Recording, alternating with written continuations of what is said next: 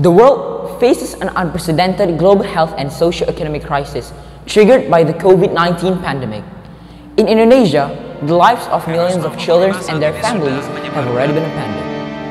Lockdowns and school closures are affecting their education, mental health, and access to basic health services. My name is Darrel Fabian.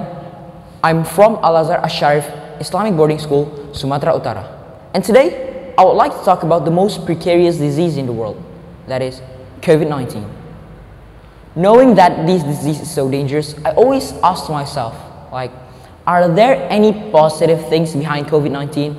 Hey, but don't worry, my doubt about this COVID-19 is gone because all the activities that we're doing right now are really unpredictable, are out of the box. Humans are getting more creative and innovative at doing something when they were forced to it. People always ask me that how to stay creative when life gets monotone. I always answer them by empty your head first, then you can get creative, because creative needs an empty box, an empty brain to fill it with colors, imagination, and even dreams. You can't be creative if your mind filled with still on your work. Even a human can divide its mind into two.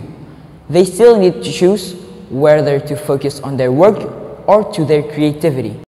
You face major challenges, possibly some painful decisions, with difficult prospects ahead.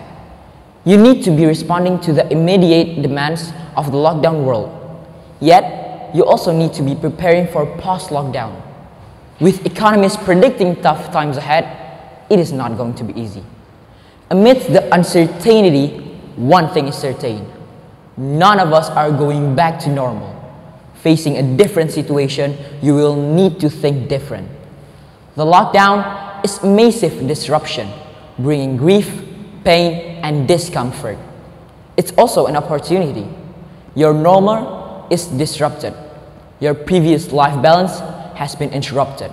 Some are philosophical, others may understandably be worried or stressed.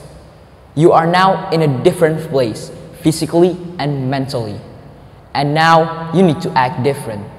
Yes, you have new challenges. You may not have a commute, office distractions, unusual flow of emails or phone calls. This creates space for you to play with, exercise your brilliant brain, and realize new thinking and doing. But do you realize that our creativity grows massively even amidst the pandemic? Let's take TikTok as an example.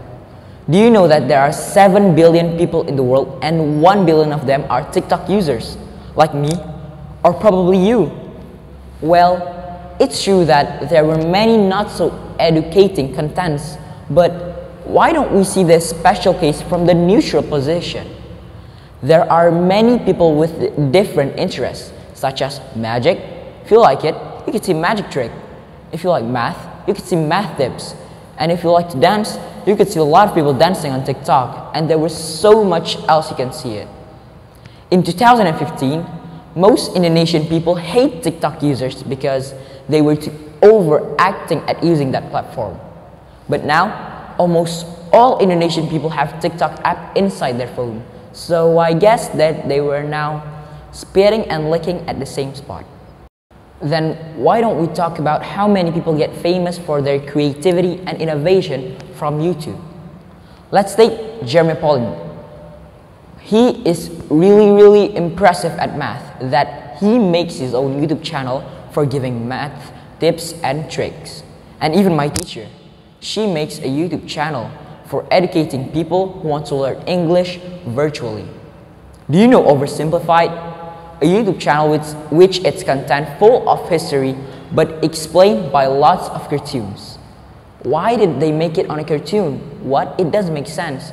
Because they wanted the kids to understand the history easily without reading a lot of books. That's what we need right now. A creative education. Education in a creative way. People need to think broad-mindedly about this pandemic because we are not actually suffering due to it. As I said earlier, everything was a silver lining. There are people living in the desert of the island can apply their job easily without spending a little bit of money because it runs virtually. And there are people getting famous immediately because of the social media, and they earn money from that. And even there are people making new businesses that meet the people's demands, and again, it's money. As Napoleon Hill quoted on his word, every adversity, every failure, every heartache carries with it the seed of an equal or greater benefit. I am Darrel Fabian. Wassalamualaikum warahmatullahi wabarakatuh.